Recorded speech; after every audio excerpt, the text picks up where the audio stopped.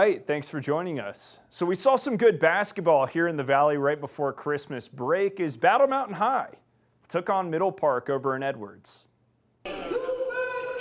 Sitting at 1-6 on the season, Vail Mountain boys basketball was looking to turn their year around with a win over Middle Park.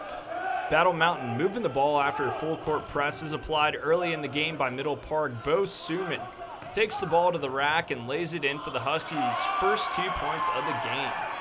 Vail Mountain now back with the ball, and it finds its way to senior Cooper Skidmore, who places it gracefully in the basket for another Huskies 2 points. Middle Park now looking to answer, and Luke Pop lays it in for the Panthers' first points of the night. Huskies now back with it and moving it around the arc. Skidmore will head to the paint, catch the ball in traffic, put it up off the glass for another Huskies 2. The senior making his presence felt early in the game. Vail Mountain back with the ball, heading the other way. Max McFarland will catch this one on the perimeter, shoot the 3-ball, and it's good for the Huskies. Vail Mountain playing some solid organized basketball in front of their home crowd early in the game. Middle Park will hang around though as Joey Gagnon makes the long 2 to give the Panthers 4 points in the game, but Vail Mountain will take flight and on offense as the Huskies find Kits Petrovsky alone in the corner for 3. Charlie Strach on the court, passes, then makes a break for it to the basket where he puts it off the glass for another Huskies 2. Then the Huskies will get a nice mid-range jumper to drop in from Jackson Wansley. Vail Mountain came to play as they show out strong at home against Middle Park. The girls team, they also matched up with Middle Park, and we got those highlights for you as well. With only 2 wins on the season, Vail Mountain High girls basketball was looking to pick up a third before entering Christmas break. Aubrey Hansen of Middle Park will get the rock next to the basket, put it up off the glass, and that drops in for a Panthers bucket. Middle Park now working together, moving the ball around the court. It finds its way to Lily Ragnar, who shoots the jumper from mid-range and knocks it down for the Panthers. Vail Mountain now on the attack. The ball will find its way to Ellie Glendingling, who drops it in smooth as silk for the Huskies. Middle Park now back with the ball. They swing it around the court, but it's picked off by Alessandra Caballero, who banks it in off the glass for the Huskies. Middle Park back with the ball. They'll set up the corner 3 for Ragnar, and she'll knock it down for the Panthers with little trouble. Ashley Rodriguez will help the Huskies out on this drive to the basket, and Glendingling will secure the bucket, and Vail Mountain will escape a close game with Middle Park as they knock off the Panthers 44-43 in Edwards.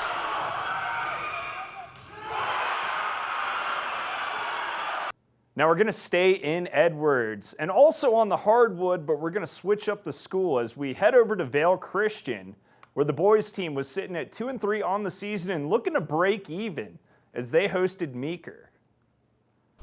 After falling on Tuesday to Buena Vista, Vail Christian boys basketball was looking to bounce back with a win at home over Meeker. Jace Mobley gets the rebound for the Cowboys and takes it the other way. He'll stop on the arc and knock down the 3-ball for Meeker. Cowboys off to a 29-4 lead in the second quarter over the Saints. Later on, it's the Cowboys moving the ball around, and they'll get it inside the paint to Jonathan Fitzgibbons, who's going to knock it down off the glass.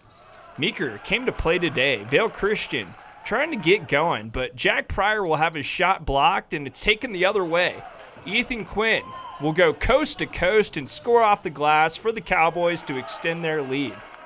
At the other end, Vail Christian will try their luck again. This time, Pryor plays with more strength in the paint, puts it up off the glass, and that drops in for the Saints. Vail Christian trying everything they can to get back into this game, but it won't be enough as Meeker hands the Saints their 4th loss of the season.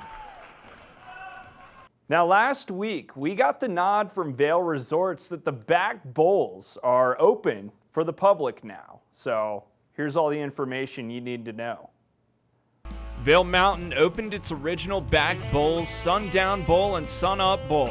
Known for their vast and inspiring terrain, the first of Vail Mountain's 7 legendary back bowls whisk guests into an unparalleled natural environment. Legendary for a reason. Vail Mountain's 7 legendary back bowls have been exciting for guests for more than 60 years.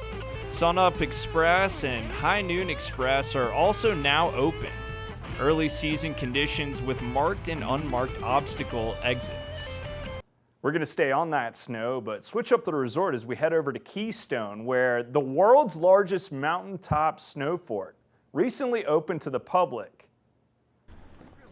Located at the top of the River Run Gondola at an elevation of over 11,600 feet, this year's fort is even bigger than the previous made last year at Keystone. The fort reaches a height of 35 feet and covers a quarter acre.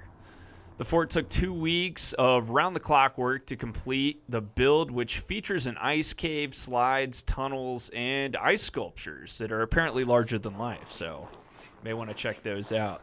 The public is allowed to use the fort every day during operating hours by taking the gondola to the Durkham summit, and visitors will need an Epic Pass, Keystone lift ticket, or a Scenic Gondola foot passenger ticket for access. The fort will be open as long as snow conditions allow it, and last year they were saying around April is the time that wrapped up. So if you want to check it out, just make sure you go before April. Over the weekend, the Broncos traveled to Detroit to take on the Lions, and we have more on that game for you now. Well, not much to say about this one, as it wasn't really even close. Jared Goff went off against the Broncos defense as he accumulated 5 touchdowns in the game there for the Lions. Denver wasn't really able to answer, so they take a loss in this matchup 17-42. Broncos will backtrack to 7-7 on the season. Broncos will backtrack to 7-7 on the season and remain in the second place spot of the AFC West as they remain behind the Chiefs. Air Force defensive back Trey Taylor was named the Jim Thorpe 2023 award winner, and that award is given to the best defensive back in all of college football. Taylor is the first ever Thorpe Award recipient from Air Force and only the second Falcon to win a major college football award. Taylor led overall ballots as a 47% first place vote favorite, with an average rank winning by only 0.12 to the runner-up in the nationwide voting. A first-team All-Mountain West selection at safety, Taylor contributed 71 tackles, 3 interceptions, 4 passes broken up, and a first career touchdown. He recorded tackles for loss in 4 games this season for the Falcons, making this his best season yet at Air Force.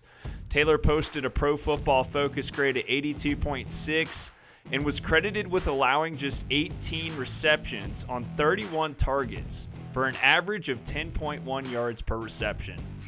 He proved to be a leader for the Falcons this season by also being honored with this year's Defender of the Nation award, which is given to a college football player from one of the nation's service academies based on exceptional leadership qualities on and off the field. Air Force would go on to have an 8-4 season. The Falcons lost their last 4 games straight, which took them out of contention for a Mountain West Conference title, but good enough to earn them a postseason game. They'll match up with 24-ranked James Madison, who's coming off a great regular season in just their second year in the FBS since moving up from the Football Championship subdivision just a season ago. The two will be matching up in the Armed Forces Bowl, and kickoff between Air Force and JMU is slated for December 23rd at 1:30 p.m. Mountain Time. Now Saturday, Colorado School of Mines football participated in their second Division II National Championship title game for the consecutive season. After a 14-0 undefeated season, the Orediggers, ranked number 1 in the country, faced off against the number 3 team in the country, Harding. Unfortunately, this matchup would end very similar to last year's national championship, as the Orediggers were blown out yet again on the highest stage of all of D2 football. Not a good look. This one was neck and neck upon conclusion of the first quarter, but Harding would keep Mines scoreless the rest of the game as they put up over 500 rush yards. Harding would eventually take the victory, beating Mines 38-7. This is the second straight year Mines football made it all the way to the title game, but came up empty-handed. Hopefully they can shake that loss off. I know it's hard, but they had a heck of a season. Make sure to continue coming back to us for all the latest sports coverage here in the Valley and beyond. We'll see you next time.